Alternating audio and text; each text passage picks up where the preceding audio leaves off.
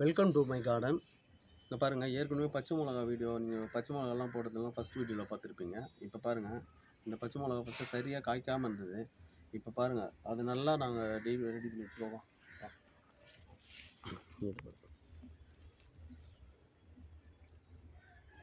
பாருங்கள், இதான் பச்சை மிளகா.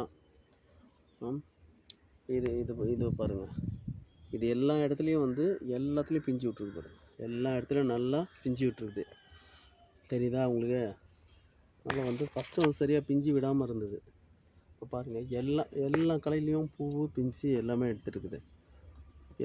எல்லா மூலையில் பாருங்கள், எல்லா செடியிலையும் ஒரு காய் காய்ச்சிருக்கு.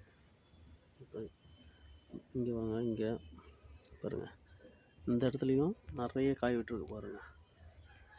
அதே மாதிரி இது இன்னொரு செடி, இந்த இன்னொரு செடியில் காய் அந்தலேயும் இருக்குது, நிறைய இருக்குது பாருங்கள். எல்லாத்துலேயும் பச்சை மிளகா இருக்குது.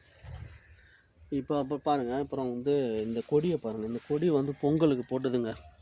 பொங்கலுக்கு அந்த பூசணிக்காய் கொடியோடு போட்டது எங்கள் அண்ணி வச்சுட்டு போனாங்க அதை.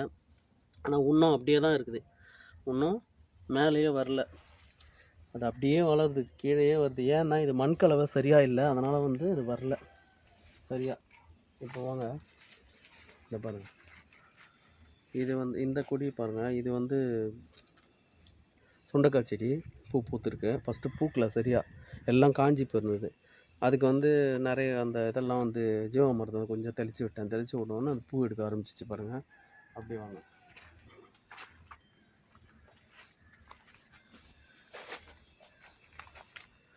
முருங்கை பூ எடுத்துக்க பாருங்கள். முருங்கை பூ எடுத்து பாருங்கள். இந்த முருங்கை பூ வந்து ஃபஸ்ட்டு வந்து கம்பளி பூச்சி, ஏகப்பட்ட கம்பளி பூச்சிங்க, ஏகப்பட்ட கம்பளி பூச்சி, நிறைய கம்பளி பூச்சி என்ன பண்ணிச்சுன்னா அப்படியே போயிட்டு அந்த குருத்து, இது பாருங்கள், இந்த குருத்தெல்லாம் காலி பண்ணிச்சு பாருங்கள். காஞ்சி பூச்சி தெரியுது அவங்களுக்கு. இதே மாதிரி மரம் ஃபுல்லாக இருந்தது. மரம் ஃபுல்லாக என்ன ஆச்சுன்னா, இந்த மரம் ஃபுல்லாக வந்து இதே மாதிரி ஒரு காஞ்சி போன மாதிரி ஆயிடுச்சு. அதுக்கப்புறம் நான் பொண்ணு பார்த்தா என்னன்னா, கம்பளி பூச்சி, நிறைய கம்பளி பூச்சி. அந்த கம்பளி பூச்சி வீடியோ வந்து நெக்ஸ்ட்டு வந்து உங்களுக்கு கம்பளி பூச்சி வீடியோ நான் போடுறேன். நெக்ஸ்ட்டு வந்து கம்பளி பூச்சி வீடியோ நெக்ஸ்ட்டுக்குள்ள ஒரு வீடியோ போட்டு உங்களுக்கு நெக்ஸ்ட்டு போடுறேன். அந்த கம்பளி பூச்சி வீடியோ வந்து எப்படின்னா, நிறைய வந்து அந்த கம்பளி பூச்சி எப்படி வந்து அழிக்கிறதுன்னு நான் போடுறேன். நீங்கள் பாருங்கள், எப்படி பூத்துருக்குன்னு பாருங்கள். அப்படி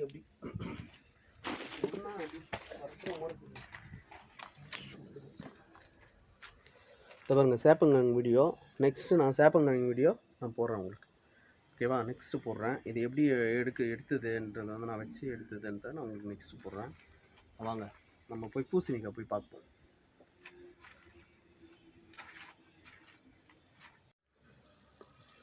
பூசணிக்காய் குடி பாருங்கள், இதான் பூசணிக்காய், இது மஞ்சள் பூசணி. இது இப்போ என்ன எப்படின்னா, இதெல்லாம் கவாத்து பண்ணி விட்டேன். போன வாட்டி பார்த்துருப்பீங்க, ஃபுல்லாக கவாத்து விட்டு அப்படியே வந்து பந்தலே பயங்கரமாக வந்து அப்படியே உடையிற மாதிரி இருந்தது. அதனால் வந்து கவாத்து பண்ணிவிட்டேன்.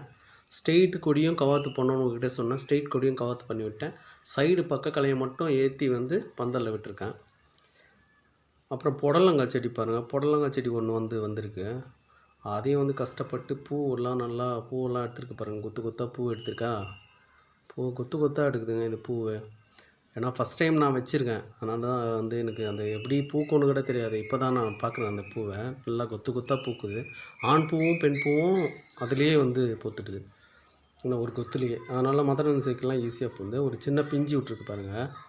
இப்போது அது மாதிரி அந்த பிஞ்சு பாருங்கள், சின்னதாக இருக்குது, ரொம்ப குட்டியாக இருக்குது பாருங்கள். சின்ன பிஞ்சு இருக்கா, குட்டியாக இருக்குது. இது புடலங்காவோட ஃபஸ்ட்டு வந்திருக்கு அது. இப்போ நீங்கள் புடலங்காய் காய்ச்சிருச்சு, இப்போ ஒன்று காய்ச்சிருக்கு. இப்போ பாருங்கள், பிஞ்சு அப்படியே விட்டு அப்படியே நீட்டாக வருது பாருங்கள் புடலங்காய். இதுக்கு தாங்க வெயிட் பண்ணேன் கஷ்டப்பட்டு. எப்படின்னா வளர்த்து ஒரு காய்னா கண்டிப்பாக வர வைக்கணுன்ட்டு. நீங்கள் எல்லோரும் இதை எதுக்கு காட்டுறேன்னா, எல்லாருமே நீங்கள் வீட்டில் ஒரு சின்ன ஒரு தொட்டி வச்சு அது ஒரு மண்கலவை, நல்ல மண்கலவையாக கலந்து போட்டிங்கன்னாவே கண்டிப்பாக வந்துடும். வெண்டைக்காவும் பாருங்கள், வெண்டைக்காவும் நல்லா வந்து பூ பூத்து காய் காய்ச்சிடுச்சு, அதுவும் காய்ச்சிடுச்சு. சின்னதாக தான் வந்து ஒரு 4 இலை வந்தது, அவ்வளோதான். அதுலேயே வந்து காய்க்க வந்துடுச்சு. இவ்வளோ சீக்கிரம்னா ஒரு 10 செடி வச்சுருப்பேன். ஒன்று வச்சு ஒரு 4 வச்சேன், சும்மா ஜஸ்ட்டு வச்சேன். பாருங்கள், இவ்வளோ நீட்டு காய் இருக்குது பார்த்தீங்களா, நல்லா பெரிய காய். ஒரு 10 செடி நம்ம வச்சோன்னா ஒரு தொட்டியில் சின்ன பாண்டை வச்சாவே போதும் பாருங்கள். அது கூட வச்சது இன்னும் வரவே இல்லை, ஏன்னா நெகலில் இருக்குது. இந்த நகல் ஃபுல்லாக சுற்றி வந்து பூசணிக்காய் கொடி மூடின உடனே அந்த வந்து ஒரு வெண்டைக்காய் வரவே இல்லை. அது சின்னதுலேயே அப்படியே இருக்குது. இது காய்ச்சிருச்சு. இது வந்து இவ்வளோ பெருசாக காய்ச்சிருச்சு பாருங்கள். இன்னொரு வெண்டைக்காவும் காய்ச்சிடுச்சு பாருங்கள். சின்ன குட்டியாகவே இருக்குது செடி, ஆனால் வந்து காய் மட்டும் வந்துடுச்சு. ஆனால் நல்லா பண்ணலாங்க. நீங்கள் தொட்டியில் வச்சா பாருங்கள், இவ்வளோ செடிக்கு ஒரு தொட்டி வைக்கக்கூடாது, தாராளமாக நீங்கள் வைக்கலாம். தொட்டியில் வச்சிட்டிங்கன்னா சூப்பராக வந்து ஒரு மிளகா செடியோ இல்லை சப்போஸ் வந்து இதுவோ வெண்டைக்காய் செடியோ மிளகா செடியோ இல்லைன்னா தக்காளி எதனா ஒன்று வச்சு பாருங்கள். ஜஸ்ட்டு ஒரு அதையே வச்சுருங்க. அப்புறங்க சுரக்காய் 2 செடி பார்த்துருப்பீங்க ஏற்கனவே. சின்னதாக இருந்தது, அப்புறம் வளர்ந்தது. அதை கவாத்து பண்ணோன்னே அதுவும் கவாத்து பண்ணி விட்டுருக்கேன்.